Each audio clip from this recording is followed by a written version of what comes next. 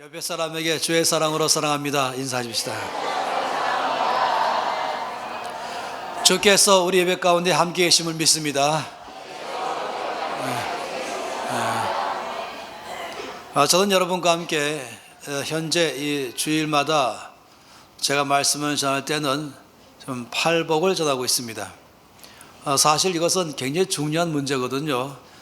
여러 차례 말씀드렸지만은 이 팔복이라고 말할 때는 8가지의 복을 말한다 하는 것이죠. 근데 이 말씀의 위치는 흔히 많이 말하는 산상수훈 안에 있습니다. 산상수훈 그러면 마태복음 5장과 6장과 7장을 가리켜 말합니다.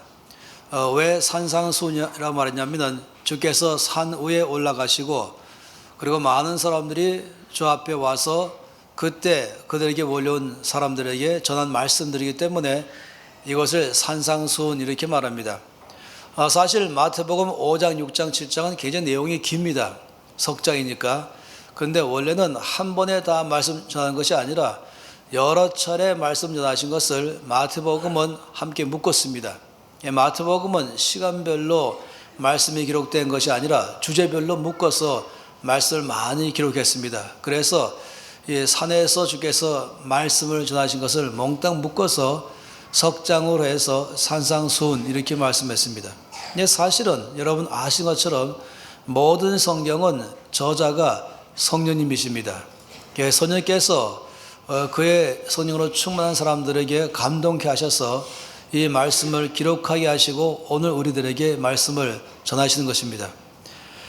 그런데 일반적으로 산상수훈 그러면은 하나님의 나라의 백성이 이 땅에서 어떻게 살아가는가 이것을 말하는 것이에요.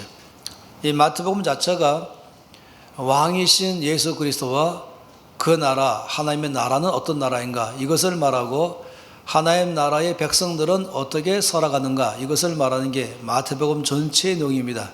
그러다 보니까 이 산상수훈은 천국 시민권자로서 우리가 이 땅에서 살아가잖아요. 현재 우리는 이제 대한민국이라는 한반도에 살고 있죠. 혹시 어쩌다가 여러분이 여행 가거나 아니면 어떤 일로 해외에 나가서 미국이나 중국에 갈 수도 있겠죠. 우리가 이 땅에 어디 곳에 가든지 우리는 첫째는 대한민국 사람이지만은 더 중요한 건 우리의 신분은 천국 시민권자라는 것입니다. 우리의 본향이 거기 있는 것이고 이 땅에서 살다가 우리는 하늘나라에 가서 영원히 그 나라에 살게 될 것입니다. 이 땅에 살고 있는 우리가 이 세상에 마치 이 천국 시민권자이면서 왜 이 땅에 사는가라고 말하면은 마치 대사처럼 사는 것입니다. 한국에서 한국 시민을 전체를 대표해서 대통령이 미국으로 대사를 임명해서 보내잖아요. 여러분 주미대사라고 말합니다. 그 대사는 한국의 모든 것을 그 나라에 알리는 역할이 그의 주 업무인 것입니다. 명절 때는 한복을 입고 모든 미국 사람들에게 우리나라는 명절 때 이렇게 삽니다. 이런 음식을 먹습니다. 또 우리는 이런 생각을 하고 있고 우리 문화는 이것입니다. 우리는 이것을 가치 있게 여기고 있습니다. 이런 것을 미국의 모든 사람들은 미국에 있는 한국에서 파송된 대사를 보면은 그러면 한국은 어떤 나라겠구나라는 것을 아는 것이죠. 이게 바로 대사 역할인 것입니다. 마찬가지로 우리 모든 사람들은 두 군데에 산다 그랬잖아요. 하나는 천국 시민권자요. 그렇지만 우리가 살고 있는 현주소는 한국인 것입니다. 이 땅인 것이에요. 그렇기 때문에 하나님께서는 어찌 보면 이 당분간 잠깐 동안의 기간 동안에 우리는 이 세상에 파송된 천국 대사다라고 말할 수 있습니다. 따라서 하나님께서 이 땅에 보내신 하늘 시민권자인 우리가 대사로서 이 땅에 살아가면서 당연히 우리들은 이 세상에 내 주변의 모든 사람들이 나를 볼 때마다 하나님의 나라는 이런 나라구나. 하나님 나라의 문화는 이런 문화구나. 하나님 나라는 이런 언어를 사용하는구나. 하나님 나라는 이런 가치관을 가지고 살고 있구나. 이것을 주변의 모든 사람들이 우리를 통해서 보는 것입니다. 그런 면에서 이 마태복음 5장과 6장과 7장은 여러 차례 많이 반복해서 봐야 될 말씀이다 할 수 있겠습니다.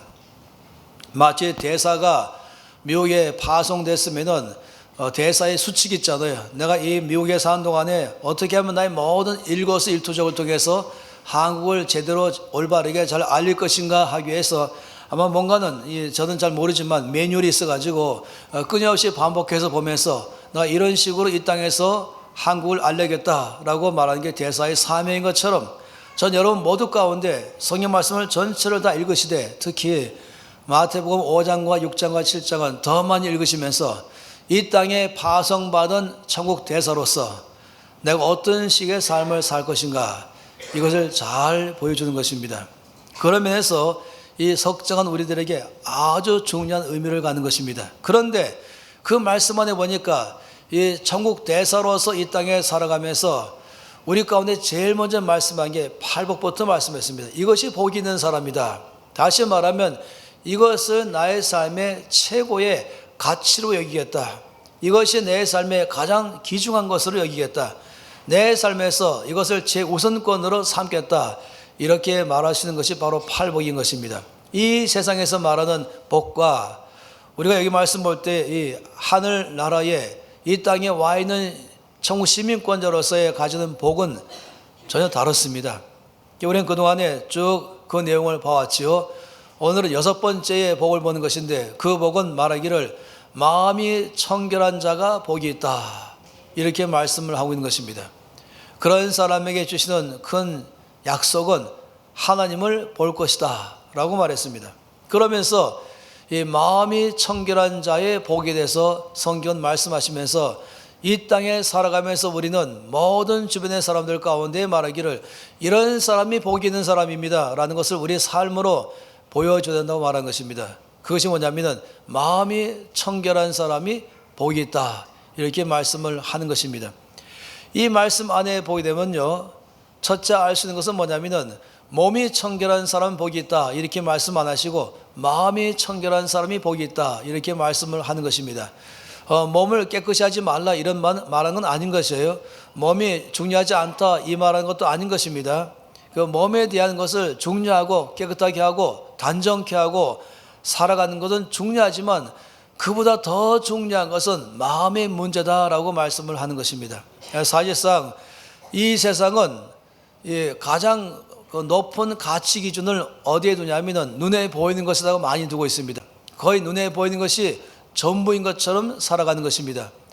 상당히 반쪽밖에 모르는 세상이죠. 여러분이 저를 바라보고 있지 않습니까? 저를 바라볼 때에 이 저라는 한 사람에 대해서 두 가지 면에서 보셔야 됩니다. 하나는 눈에 보이는 저에 대해서 보는 것이죠. 이 눈에 보이는 영역을 우리가 육체라고 말합니다. 저희 머리끝에서 발끝까지 저희 외모를 여러분이 바라보시겠죠. 그리고 거기서 제가 어떤 사람인가를 여러분이 평가할 수 있겠습니다. 또 눈에 보이는 사람이 또 다른 면으로 말한다면 이 외모 외에도 이 사람의 학력은 어떻게 되는가, 이 사람의 경력은 어떤가, 또 이 사람은 또 어떤 타이틀을 가지고 이 땅에 살고 있는가, 또 이 사람은 얼마큼의 재산이 있는가, 뭐 이런 것도 다 포함해서 이 눈에 보이는 사람에 대한 평가를 내릴 수가 있겠죠. 근데 사실 알고 보면요, 온 세상은 이것이 전부인 것처럼 평가하는 것입니다. 눈에 보이는 육체, 외모, 아니면 말씀드린 것처럼 학력, 경력, 위치, 아니면 그 사람 재산 정도, 뭐 이런 것들이 그 사람에 대한 평가의 거의 100%처럼 여기고 있는 것이 이 세상의 일반적 원칙입니다. 그런데 오늘 말씀 보니까 하늘나라 시민권자로서 우리 모두 가운데 중요한 것이 따로 있다고 말한 것입니다. 여러분이 저를 바라볼 때에 그것만이 전부 제가 아닌 것이에요. 왜냐하면 여러분 눈에는 보이지 않지만 그러나 현실이 뭐냐면 제 이 속사람인 것입니다. 이 겉사람 말고 속사람 말한 것입니다. 이 속사람을 가리켜 말하기를 마음이라고 말한 것입니다. 겉사람을 말하기를 육체라고 말하고 있고 육체에 해당하는 영역 가운데서 아까 말씀드린 것처럼 외모만 아니라 뭐 눈, 코, 입 이것만 말한 것이 아니라 그 사람의 경력이나 학력이나 타이틀이나 아니면 그 사람의 재산 정도나 이런 모든 것들 다 포함해서 겉사람의 영역에 들어가는 것이죠. 그런데 주께서 말씀하기를 그런 사람에게 복이 있다라고 말씀 안 하시고 속사람에 대한 영역으로 복이 있다라고 말하면서 복 있는 사람의 영역은 마음의 문제다라고 말씀을 하고 있는 것입니다. 사실 TV를 보든지 모든 걸 보면은 끊임없이 많은 사람들에게 돈을 투자하고 시간을 투자하고 에너지를 투자하게 하는 데는 어디냐면 이 겉사람에 대한 것입니다. 여기에 많은 투자를 합니다. 제가 말씀드리지만 그것이 무의미하다고 말하는 게 아닌 것이에요. 필요 없다고 말한 것도 아닌 것입니다. 이 성경은 이것을 무시한 것도 아닌 것입니다. 예를 들어 말하면 사람이 떡으로만 사는 것이 아니요 하나님 입에서 나오는 모든 말씀으로 살 것이라 말씀할 때는 떡으로 사는 것이 아니고 오직 말씀으로 산다 이렇게 말한 게 아니라 떡으로만 살 수 있는 것이 아니라 말씀으로 산다 하면서 겉사람을 위해서는 떡을 먹지만은 속사람은 말씀으로 먹어야 겉사람이 건강한 것처럼 속사람도 건강하다 하면서 이 속사람에 대해서 강조하는 것입니다. 저와 여러분은 적어도 예수를 믿는 사람으로서 또 영원한 소망 가운데 있는 사람으로서 이 땅이 전부가 아니라 우리는 영원한 나라 안에서 사는 것을 믿음으로 사는 사람으로서 저와 여러분이 가질 수 있는 가치 기준은 먼저는 겉사람보다 속사람을 봐야 되는 것입니다. 이 마음에 대해서부터 먼저 봐야 되는 것입니다.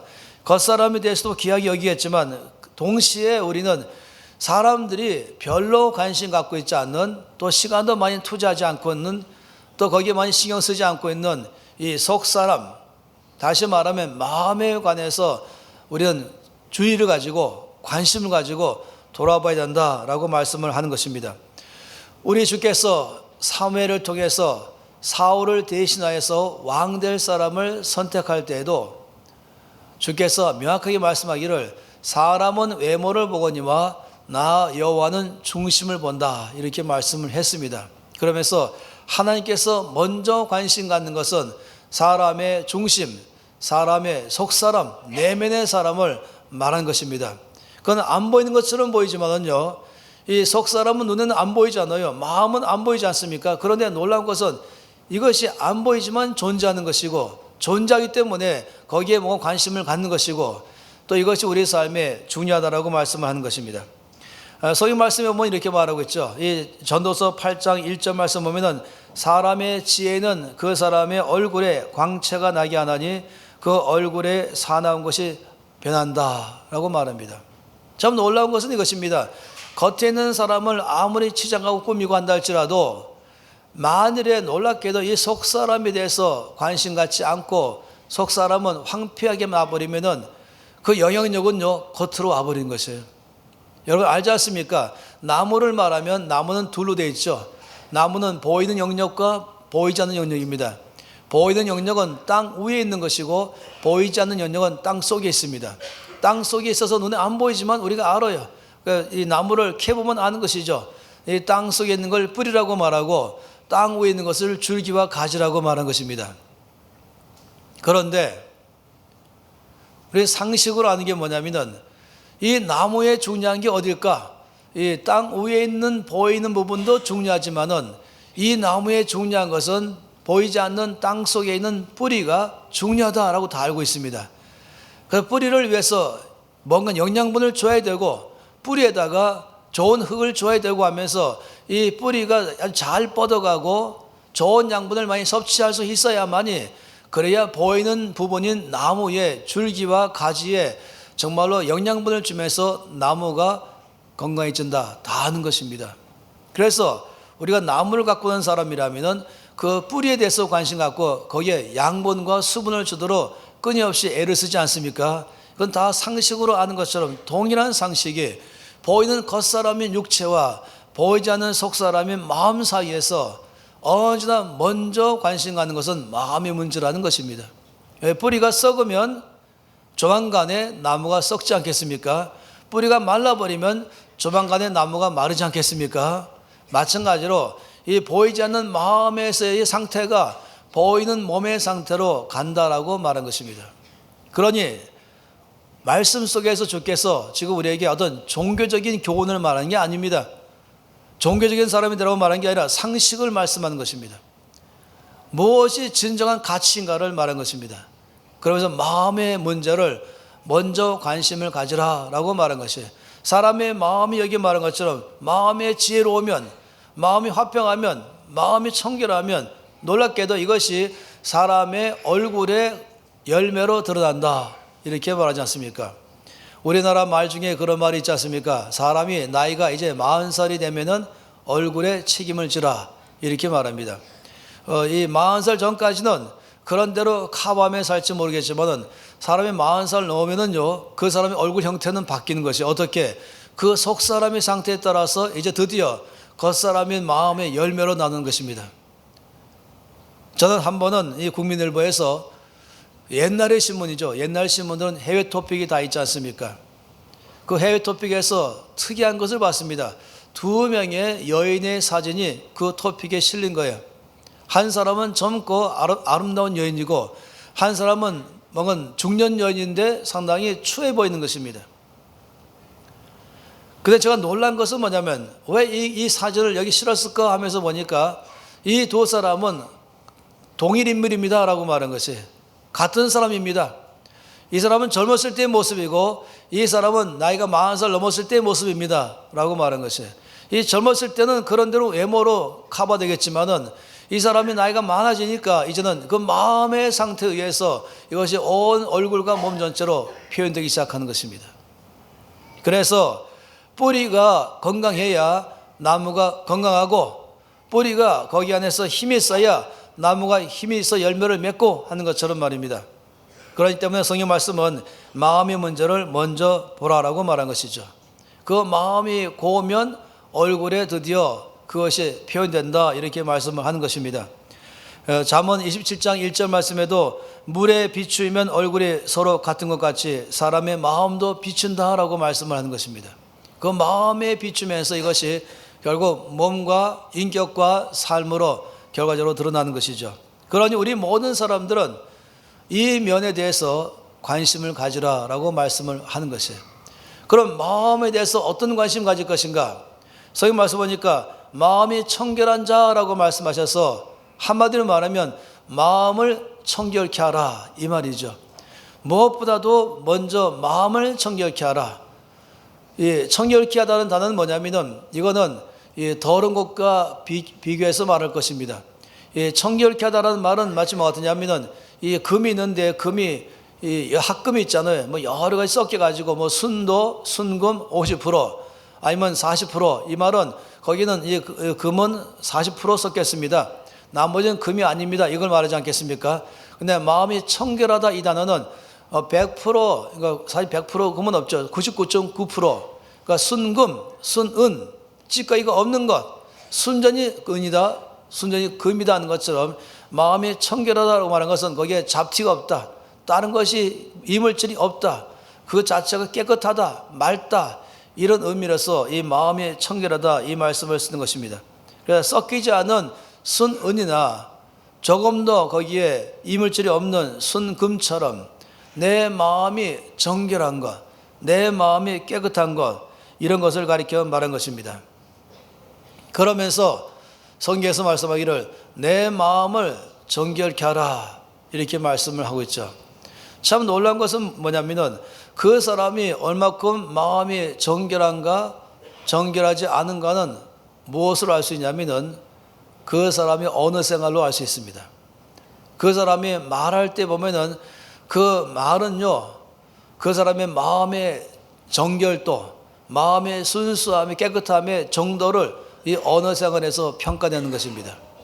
왜냐하면은 이 언어라고 하는 것은요 마음에서부터 나오게 되어 있어요.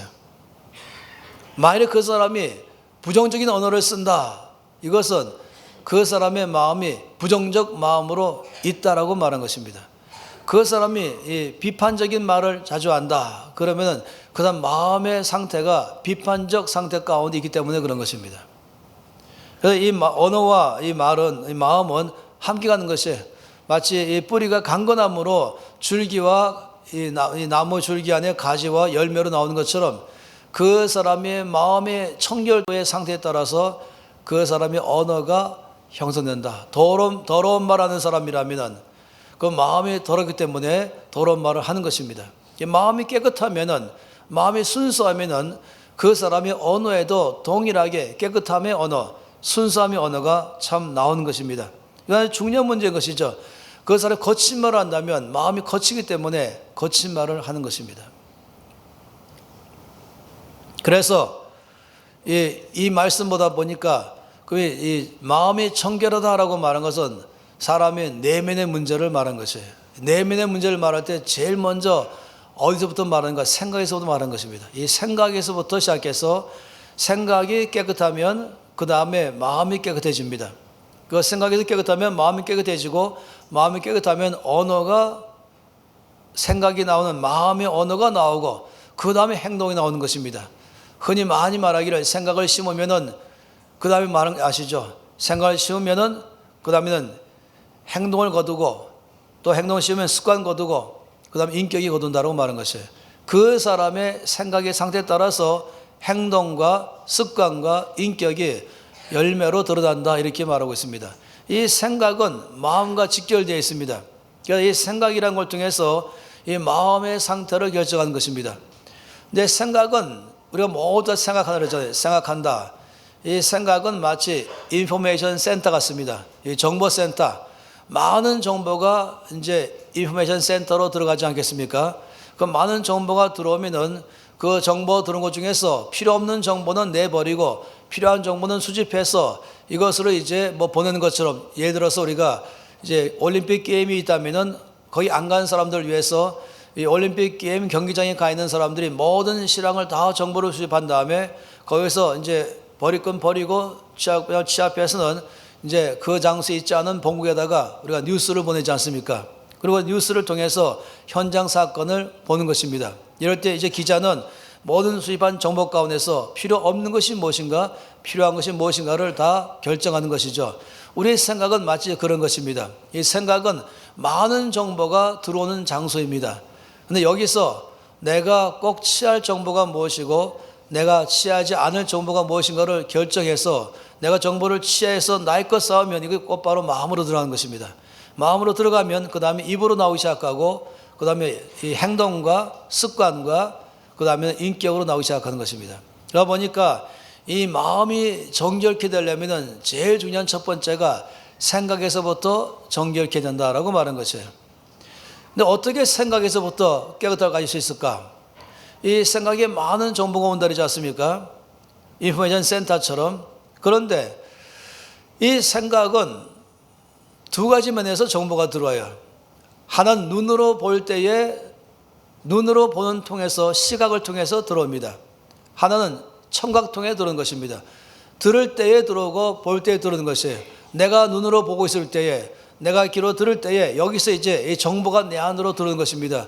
내가 뭘 바라보고 있는가, 내가 뭘 듣고 있는가에 따라서 이것이 내 생각 안으로 들어오고 내가 그것을 받아들일 것인가 거절할 것인가에 따라서 나의 생각이 무엇으로 차게 될 것인가를 결정하고, 이것이 곧장 마음이라는 곳으로 들어가면서 내 삶을 결정하는 것입니다. 따라서 마음이 청결하게 되려고 한다면 생각에서부터 먼저 깨끗함을 유지할 필요가 있습니다. 내가 눈으로 볼 때마다 어떤 것은 거절해야 되는 것이죠. TV를 바라볼 때에, 뉴스를 볼 때에, 아니 어떤 장면들을 볼 때마다 우리는 결정하는 것입니다. 이것은 내가 거절한다, 이것은 내가 받아들이겠다. 그때 중요한 관심이 뭡니까? 깨끗함을 받는 것입니다. 아름다운 것을 받는 것입니다. 사랑스러운 것을 받는 것입니다. 칭찬할 만한 것을 받는 것입니다. 그렇지 않은 건 거절하는 것이죠. 부정적인 말, 부정적인 생각이, 또 이 부정적인 말이 귀에 들려오잖아요. 이 귀에 들려올 때 이것을 거절하는 것이에요. 난 이걸 거절합니다. 그리고 아름다운 말, 칭찬의 말, 다른 사람을 위로해주는 말, 이런 것들은 들어오는 것이에요.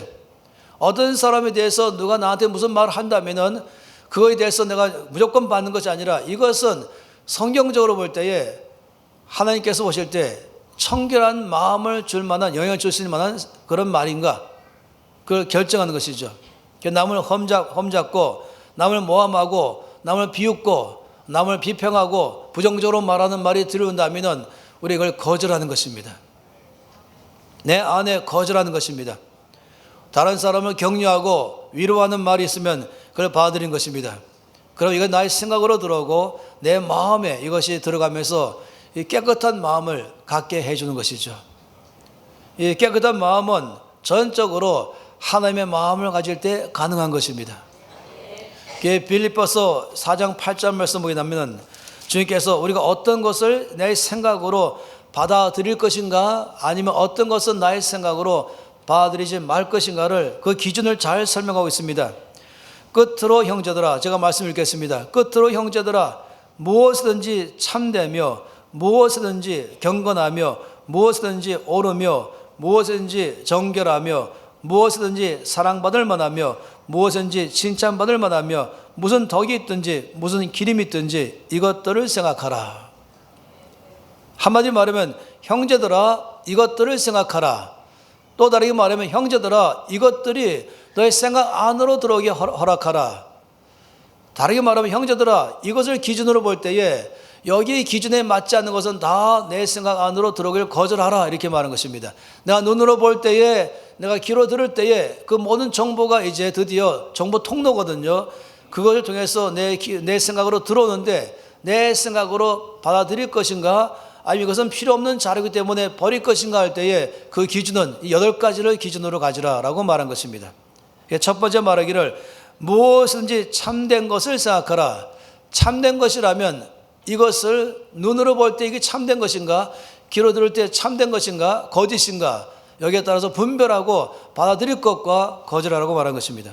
무엇인지 경건하며 라고 말한 것이에요. 경건한 것인가 경건치 않은 것인가 내가 눈으로 볼 때 귀로 들을 때 여기서부터 구별하라고 말한 것입니다. 그리고 거절하고 받으라. 무엇인지 옳으며 옳은 것과 옳지 않은 것을 구별하라고 말한 것이죠. 무엇인지 정결하며 정결한 것인가 더러운 것인가를 보면서 들으면서 보면서 구별하라고 말한 것입니다. 무엇인지 사랑받을 만하며 사랑받을 만한 것인가 아닌가에 대해서 거기서 먼저 우리가 분별하라고 말한 것이죠. 무엇인지 칭찬받을 만하며 칭찬받을 만한 것인가 아닌가를 거기서 기준점을 가지라는 것이죠. 또 무슨 덕이 있는가 덕이 있다는 말은 이걸 통해 세워주는 것인가 무너뜨리는 것인가 이걸 통해서 사람을 강건하게 할 것인가 약하게 할 것인가 여기에 보라는 것입니다. 그리고 마지막으로 무슨 기림이 있든지 기념될 만한 것인가 오래 간직할 만한 것인가 8가지의 기준으로 받으라라고 말씀을 하는 것입니다. 이것에 의해서 나의 생각 안으로 들어오게 할 것인가 아니면은 거절할 것인가를 결정하라는 것이에요. 마치 우리가 이제 알커피를 이제 받아가지고 다 가루로 만들어서 커피로 바로 끓이지 않고 그거다가 우리가 거기에다가 이제 거름 종이를 놓고 그에다가 이 깨트린 가루 커피를 넣은 다음에 뜨거운 물을 부으면은 이 거름 종이는 모든 찌기는 다 제거하고 거기에 커피에 있는 이 커피 물이 밑으로 내려가게 해서 우리가 커피를 마시는 것처럼 나의 이 거름 종이를 내 머리에다가 내 생각에 장착시켜서 8가지가 기준 가지고 들어오게 할 것 아니면 걸러낼 것 하라고 말한 것입니다. 그런데 한 가지 이런 게 있어요. 내가 어떻게 할 수 있을까? 8가지에 대해서 참된 것, 경건한 것, 옳은 것, 정결한 것, 사랑받을 만한 것, 칭찬받을 만한 것, 덕이 될 만한 것, 기림이 될 만한 것 어떻게 할 수 있을까? 여러분 걱정하지 마세요. 믿는 모든 사람 가운데서는 성령 하나님이 함께 계십니다. 그러면서 여러분 가운데서 바로 알게 하시는 것이에요. 아, 이것은 지금 이 8가지 기준에 본다면은 들어올 것인가 말 것인가를 여러분이 자꾸만 생각한다면은 모든 것을 다 보는 대로 받지 말고 모든 것을 듣는 대로 받지 말고 8가지의 거름종을 설치해서 선생님께 여쭤보는 연습을 한다면은 여러분 가면 갈수록 여러분 마음 안으로는 청결한 것만 들어오게 될 것입니다. 깨끗한 것만 들어오게 될 것입니다. 여러 가지 이물질이 있는 것, 찢기가 여러분의 마음 안으로 들어오지 않게 될 것입니다. 이건 중요한 문제인 것이죠. 이걸 우리가 연습을 통해서 충분히 누구나 가능한 것이에요. 지금 바로 예수 믿는 사람이라 할지라도 가능한 것이고 예수 믿는 순간에 선생님께서 그 사람과 함께 계시면서 이 사람으로 하나님의 사람으로 돕기 시작하는 것입니다. 청결한 마음을 갖도록 돕기 시작하는 것입니다. 여러분들이 그때마다 매일 아침마다 성령님 오늘 하루 종일 제 생각에 거름망을 설치해서 제가 제 생각에 받을 것과 받지 않을 것을 도와주십시오. 자, 눈으로 볼 때마다 귀로 들을 때마다 제 생각 안으로 들어오게 할 것이 무엇인지 아닌지를 주여 저에게 분별할 수 있는 지혜를 주십시오. 그러면요 놀랍게도 은혜를 주셔서 하루 종일 내 안에 이 정결한 생각으로 들어와서는 내 마음이 청결한 사람으로 되게 하는 것입니다. 이건 우리 가운데 아주 중요한 것이죠. 성경 말씀 보니까 이렇게 말했습니다. 시편 51편 6절 말씀에 보면 보소서 주께서는 중심이 진실함을 원하시오니 내게 지혜를 은밀히 가르치시리다. 이 말씀은 두 가지입니다. 주께서 원하시는 것은 뭐냐면은 중심에서부터 진실한 사람을 원하신다. 이 마음에서부터 진실한 사람, 마음에서부터 깨끗한 사람을 원하신다.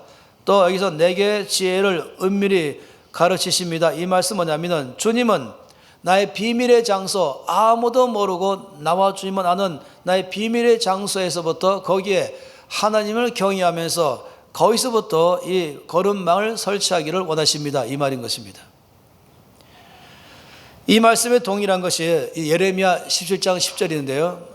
참 재미있는 말씀하고 있어요. 주께서 나 여호와는 심장을 살피며 폐부를 시험한다 이렇게 말했어요.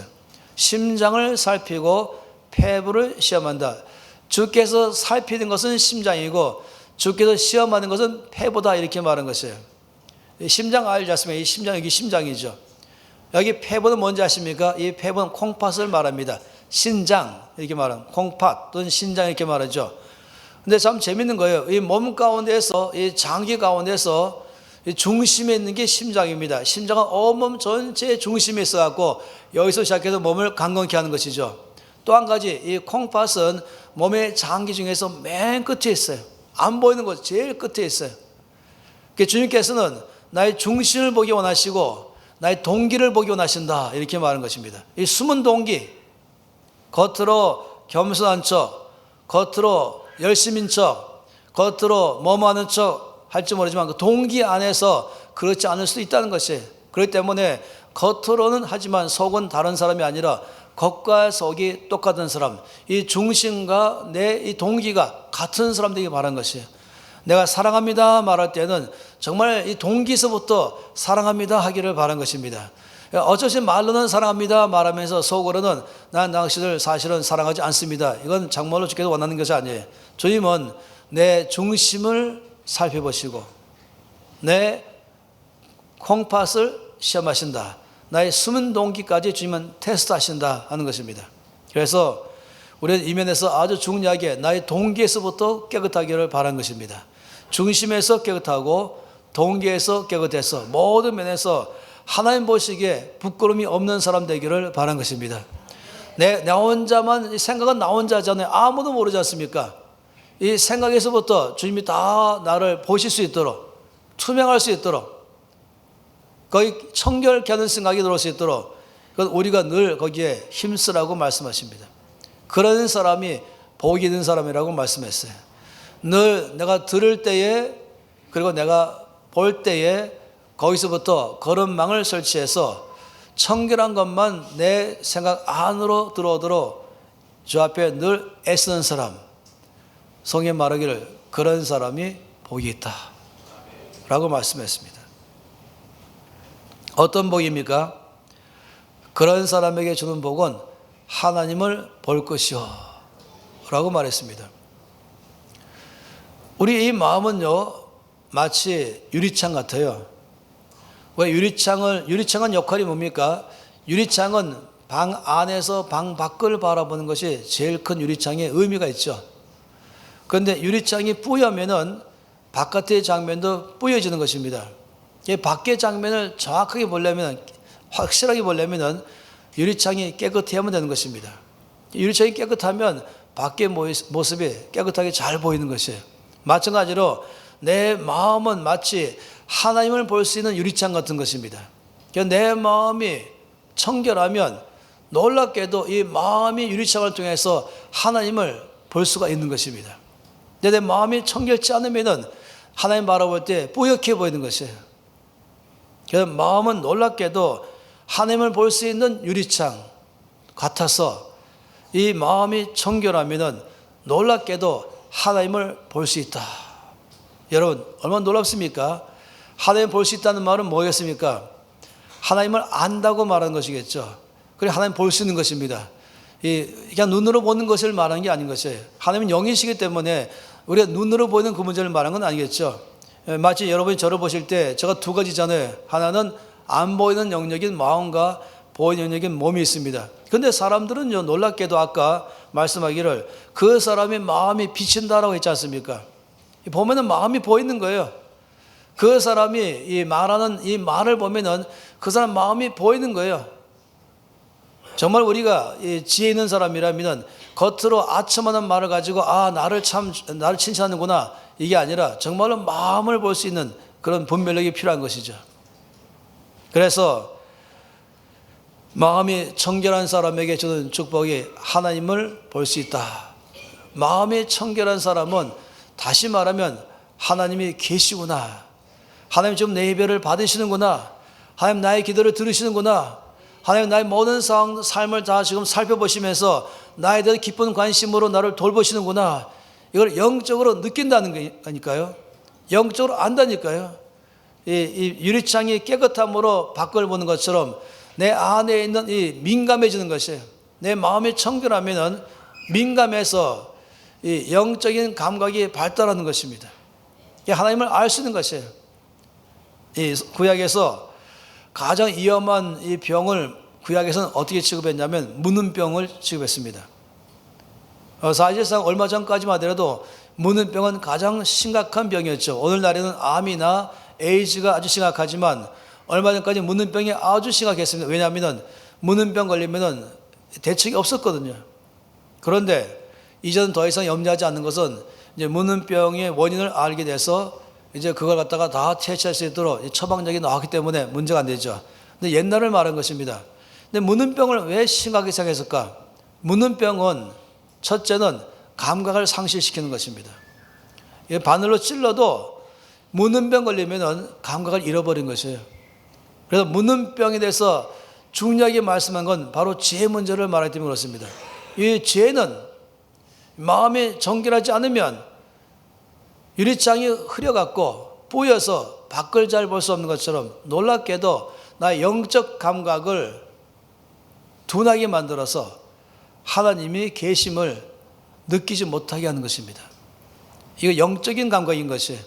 우리가 몸의 감각이 아까 제가 이 문은병이면 육체 감각이잖아요.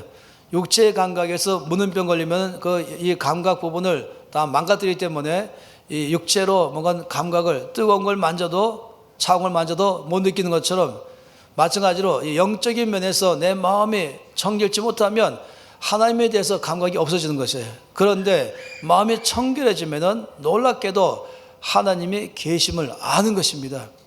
하나님 영적으로 보기 시작하는 것입니다. 영적으로 하나님을 감각하는 것이에요. 하나님이 계시구나, 내 기도를 들으시는구나 알기 시작하는 것이에요. 하나님을 보는 것이죠. 그냥 지식으로 어떤 하나님에 대한 정보로 아는 것을 말하는 게 아니라 하나님을 자체를 아는 것을 말하겠죠. 그거 참 놀라운 것입니다. 하나님께서 나의 기도가 하나님께 상달되었고 하나님은 나의 기도를 들으시는구나, 내가 예배를 드릴 때에 주님이 나의 예배를 받으시는구나, 주님께서 나의 모든 상황을 살피고 나를 돌보시는구나, 이런 것을 놀랍게도 이 마음이 청결할수록 하나님께 대한 영적 감각이 발달해서 하나님을 본다라고 말한 것입니다. 이건 우리 가운데 참 놀라운 것이죠. 그러면 그럴수록 우리는 더 많이 영적인 사람이 되어가는 것이에요. 이 땅에 살아가면서 건강한 사람 되기 시작하죠. 그런 사람의 특징은 하나님을 보기 때문에 그 사람이 바뀌는 것이에요.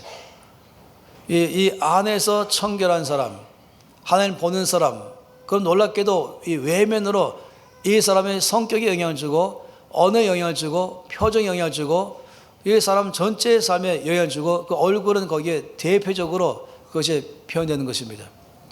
이 사도행전 7장 말씀 보니까 스데반이 순교를 당할 때 그 모습을 바라보니까 천사의 모습이었다라고 말하고 있었죠. 그 마음이 청결하니까 그 하나님을 바라봤잖아요. 그리고 자기를 돌로 치는 모든 사람에게 말하기를 주께서 보호자에 앉아 계신 것을 내가 본다. 주께서 지금 보호자에서 서셔서 나를 응원하신 것을 나는 지금 보고 있습니다. 이렇게 말하니까 이 스데반을 핍박하는 모든 사람들이 길을 막아버리고 더 화를 내면서 스데반을 완전히 죽여버렸던 것이죠. 스데반은 보는 것입니다. 그러니까 사람들이 그 얼굴을 바라보니까 천사처럼 빛나고 있었다라고 말한 것입니다. 주를 바라보는 그 사람은 그 사람 전체의 인격과 삶이 정말로 주님처럼 바뀔 줄 믿습니다. 오늘의 삶 가운데서 우리 가운데 말씀하는 것은 무엇보다 중요한 것은 마음을 정결하게 하는 삶이 중요합니다 라고 말한 것이에요. 마음을 정결케 하려면 늘 중요한 것은 나의 생각을 정결케 해야 되는 것입니다. 생각을 정결케 하려면 눈으로 볼 때마다 모든 것을 다 눈을 볼 때마다 집어넣지 말고 거절할 것은 거절하고 받을 것은 받으라라고 말하고 귀로 들을 때도 모든 걸 다 듣는 것이 아니라 정말로 이 깔때기를 깔아서 빌립보서 말씀의 깔때기를 깔아서 들어올 것과 거절할 것을 결정하라고 말한 것입니다. 오늘날의 세대는요 100년 전에 비해서 훨씬 더 많이 눈으로 보고 귀로 듣는 일이 발달했습니다. 그렇지 않습니까? 요즘은 이제 시청각 해가지고 굉장히 발달했죠. 사방에 아마 홍수 속에 살고 있어요. 무엇이 진실인지, 무엇이 거짓인지, 무엇이 참된 것인지 아닌지, 무엇이 아름다운 것인지 아닌지, 무엇이 옳은지 아닌지를 분별 못할 정도로 어마어마한 일들이 발생하는 것입니다. 우리 모두는 아마 그런 홍수 가운데 살고 있죠. 우리가 이럴 때에 정말로 이 마음을 정결케 하지 않으면은 나도 모르는 사이에 영향을 받아가지고 내 삶 전체를 어렵게 만들 수 있습니다. 깨어 있는 것이죠. 어떻게 가능할까? 제일 가능한 것은 뭐냐면은 기도하는 삶을 꾸준히 가는 것입니다. 정기적으로 기도하는 삶을 가는 것입니다. 기도하는 삶은 마치 레이더망을 작동시키는 것 같은 것입니다.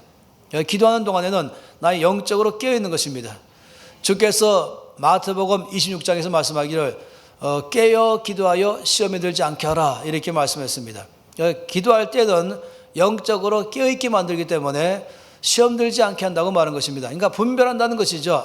이것이 지금 나에게 오고 있는데 이건 주께로 온 것이 아니구나, 이건 주께로 온 것이구나, 이거를 분별하기 때문에 시험 들지 않잖아요. 근데 기도하지 않으면은 분별력이 상실되고 레이더망이 작동이 끝나니까 이거 지금 하나님께로 온 것인지 아닌지를 몰라가지고 시험 들어버린 거예요. 기도하는 삶, 정기적으로 기도하는 삶은 중요한 것이고, 두 번째는 말씀을 꾸준히 보는 삶. 이 말씀을 볼 때에 이 말씀은 나에게 영적 감각을 늘 예민하게 만들어주는 것입니다. 이 말씀과 기도 이 두 가지는 우리가 이건 무엇이 옳은 것인지 그런 것인지를 이 감각을, 영적인 감각을 늘 민감하게 만들어서 하나님께로 오는 것과 아닌 것을 잘 분별하는 능력을 우리에게 주신다라고 말한 것입니다. 그래서 나의 이 감각이 둔해지면 안 되잖아요. 이 사람이 몸을 운동하지 않고 막 몸을 게으르고 그리고 함부로 막 하면 여러분 알지 않습니까? 몸이 둔해진다. 그리고 행동이 둔해진다.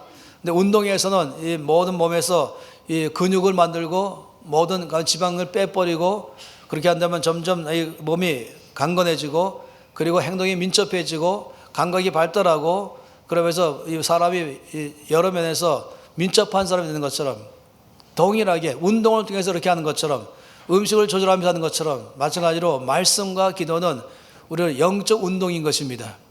그리고 우리를 영적으로 민첩한 사람, 영적으로 감각 있는 사람이 되게 해서 거기서부터 나의 생각에 들어오는 모든 것에서부터 분별할 줄 알고 거절하고 취할 줄 알아서 마음을 청결케 할 수 있는 삶을 살 수가 있는 것입니다. 그러면은 늘 하나님을 만나는 삶, 하나님의 임재를 경험하는 삶, 주님과 교제하는 삶, 그러므로 마음에 말할 수 없는 기쁨과 승리하는 삶을 사는 것을 말한 것입니다. 그러니 중요한 것은 말씀과 기도로 날마다 힘쓰고 꾸준히 힘쓰고 한 번은 말씀 많이 먹고 다음날 쉬고 하는 것이 아니라 밥 먹는 것처럼 꾸준히 말씀 먹고 그리고 숨 쉬는 것처럼 꾸준히 기도하는 삶을 살아간다면 이것이 나에게 영적 감각을 발달시켜줘서 내 생각에 보고 듣는 것 가운데서 내가 마음을 청결케 할 수 있는 것이 무엇인가를 분별할 줄 알게 될 것이고, 그런 마음이 청결해서 하나님을 더 보게 될 것이고, 이 순환을 잘 기억하시기 바랍니다. 그러면 여러분 모두는 다 날마다 삶에서 기쁨이 충만하고 하나님 보기 때문에 평안하고 힘있고 지혜로운 삶을 살아가면서 형통한 자가 될 것이고, 여러분을 통해서 주변 사람들이 하나님을 더 알아가게 될 줄로 믿습니다. 아무리 주변이 어려워도 아무리 힘들어도 이 마음의 청결함으로 하나님 바라본 사람은 거기 영향을 받지 않습니다. 그런 가운데라도 평강이 있고, 그런 가운데라도 기쁨이 있고, 그런 가운데라도 오히려 가는 곳마다 오히려 사람들에게 빛을 비추면서 영향을 주면서 주변 사람들이 보면서 하나님의 영광을 보게 될 줄 믿습니다. 함께 통성으로 기도하겠습니다. 우리가 기도하시면서 아버지, 제가 마음을 청결케 하는 삶을 살겠습니다. 나의 생각에서부터 정결한 삶을 살겠습니다. 말씀과 기도로 나의 생각에 영적 감각을 더 활성화시켜서 늘 내 안에서 정결함으로 살아가서 하나님의 임재를 늘 경험하는 삶, 주를 보는 삶, 그래서 주님을 영화롭게 하는 삶을 살겠습니다. 함께 통성으로 소리내서 기도하시겠습니다. 아버지, 참으로 감사합니다. 우리의 모든 삶을 살아갈 때 주께서 말씀하시기를 마음이 청결한 자가 복이 있다고 말씀했습니다. 이 마음의 청결함에 관심을 가지고 늘 이 정결한 마음을 가는 삶을 살기를 결정합니다. 나의 생각에서부터 정결한 삶을 갖기로 결정합니다. 이 말씀과 기도 가운데 살아감으로 영적 감각을 발달시켜서 내가 볼 때마다, 내가 들을 때마다 나의 마음의 생각에 청결함을 주는 것과 아닌 것을 잘 구별해서 아버지, 늘 정결한 마음을 유지하는 삶을 살기를 원합니다. 그렇게 살기로 결정합니다. 그럴 때마다 주님을 만나게 되고 주님을 경험하게 되고 저 임재하심 안에 살면서 어디에 가든지 승리하는 삶을 살게 하시고 무엇을 하든지 기쁨과 평안에 넘치는 삶을 살게 해서 아버지의 영광이 늘 되도록 우리를 사용할 줄로 믿습니다.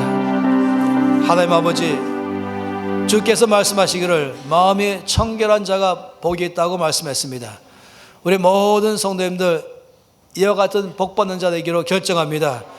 생각에서부터 마음에서부터 청결한 삶을 살기로 결정합니다. 말씀과 기도의 삶을 살아감으로 영적 감각이 발달해서 나의 생각을 청결함을 유지하는 삶을 살겠습니다. 마음의 청결한 삶을 살겠습니다. 그러므로 하나님을 보기 시작하며 임재를 느끼기 시작하며 어디에 가든지 환경에 밀리는 사람이 아니라 환경을 바꾸면서 거기에 주의 나라가 임하게 하는 데에 하나님의 대사로 살게 하는 데에 능히 살도록 역사할 줄로 믿습니다. 주 예수 이름으로 기도합니다. 아멘.